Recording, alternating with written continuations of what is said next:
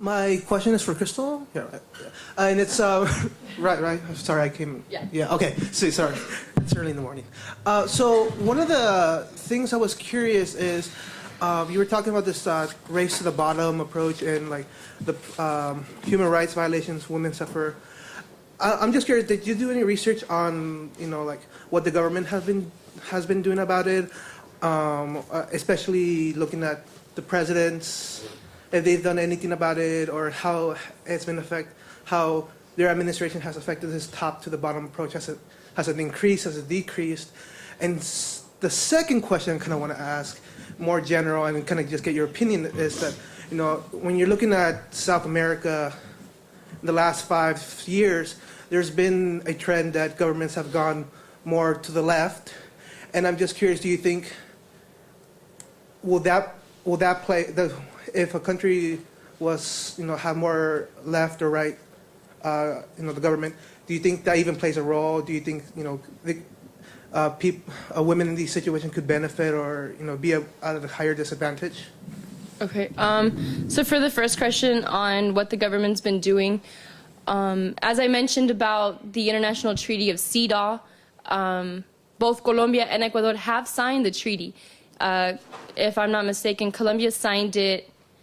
Okay, so picture this. Colombia started working in the flower industry in the late 1960s, early 70s.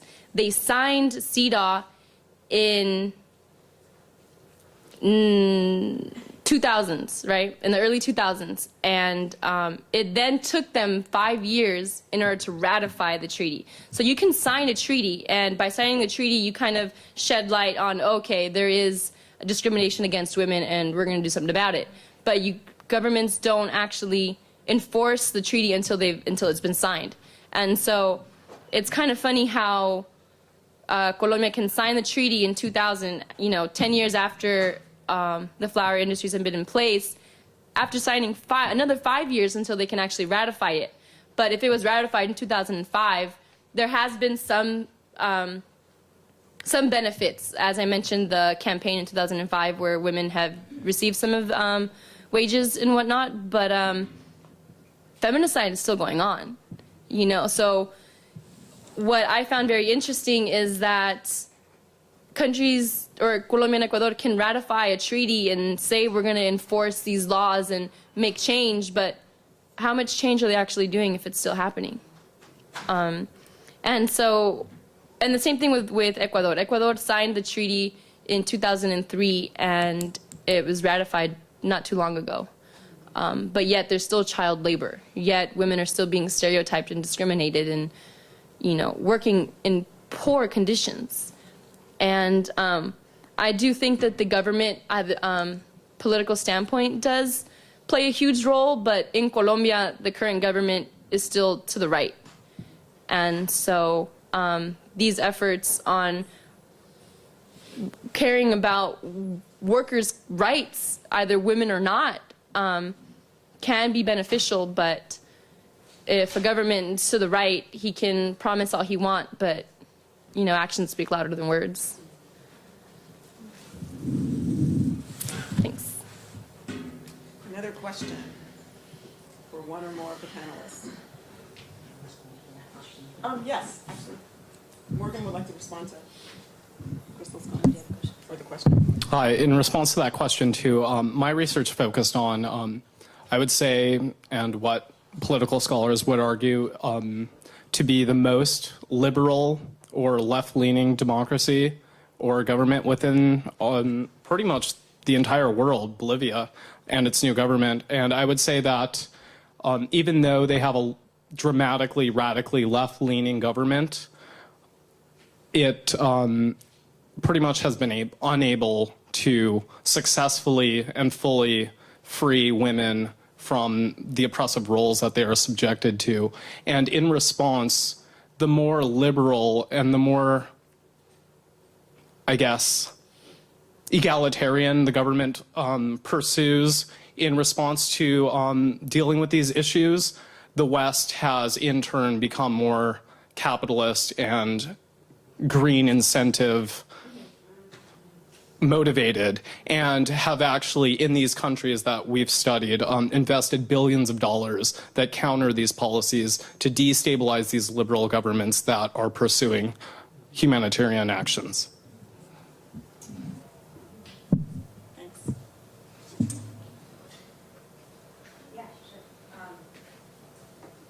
So my question's for everybody. Well, I didn't get yours, or I didn't see your presentation, but if you guys can answer it. Otherwise, it's directed at Crystal. What do you what do you see the role of fair trade in the flower industry, and do you see that that it's preferable to have a market-based solution or a more of a governmental role, like a government implemented solution to the issues that are coming up or that you addressed? Oh, that's a really good question. From what you had in your research, like what do you think? Just like, yeah, based on your research, what did you, or like, what do you, I guess in your personal opinion, feel like a best solution would be? Well, I think through like the market perspective, it's not very beneficial to the trade or to even the workers in general because of the economic model or the developmental models that I brought up, both Flor Verde and Flor Ecuador. They focus more on advertising publicly that this certified seal that they're doing all these things organically, but and yeah, they're like pretty much brainwashing all of us who purchase roses or even enjoy them when we receive them. And so in the marketing aspect, I think it's more capitalistic, and it's more, I want to produce and sell more flowers than actually do something about it. Yeah, did you? So microfinance is pretty much a market response to alleviating poverty, but there's still no denying the underlying inequalities that still exist. Like, if those inequalities weren't there, there would be no need for microfinance. So it's, the market can play a role, but there's still some need for governmental regulations and interventions along those lines.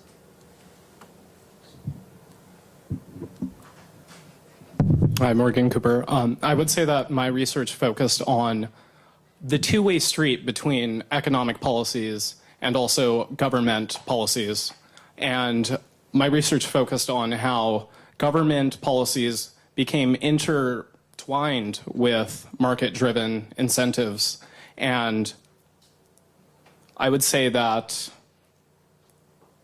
I'm sorry, I forgot my thought. But basically, I would say that it definitely depends on a two-way street between economic policies or market-driven incentives and also government development and government incentives that can really provide the teeth behind mitigating the consequences and problems of purely market-driven politics. I would say that the Dole flower industry, priorly, it was exclusively a market-driven dynamic that was funded and developed by the CIA in Honduras or Guatemala, I believe, and destabilized the government regime of Arbenz in 1957. And because it was, completely driven by market dynamics, market incentives ruled that Dole basically ran the nation, ran the state, and controlled all government policies based on economic incentives. And now, from this history, Bolivia has learned that you need to manage this two-way street, this interconnection of market policies and also government policies at the same time. You can't just deal with them devoid from each other. Thank you.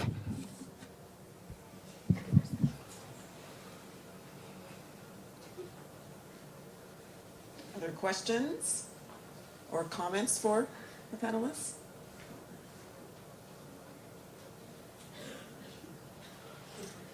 Well, I have a question for Edgar. So we've been talking a little bit about market policies and governmental policies.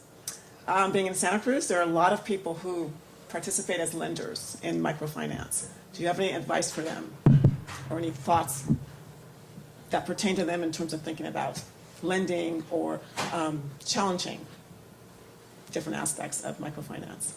Right.